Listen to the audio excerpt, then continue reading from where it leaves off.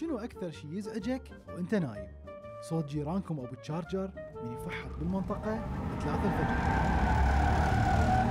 لو صوت النجار اللي براس الشارع وهو يقص الخشب بالمنشار من الصبح، لو يمكن عركة أم علاوي وأبو علاوي اليومية اللي بكل صبح نسمعها. هذا بيت مو قهوة. يا معودة خليني أشرب الشاي براحة. لكن كل هاي الأصوات تقدر تتجنبها بسد الشباك، إلا هذا الصوت اللي يجيك من أقرب الناس إليك. الشخير مو بس إزعاج، ممكن يكون مشكلة صحية، فإذا ما هامك نفسك حاول تحس بغيرك، لأن والله العظيم العيشة وياك كلش صعبة.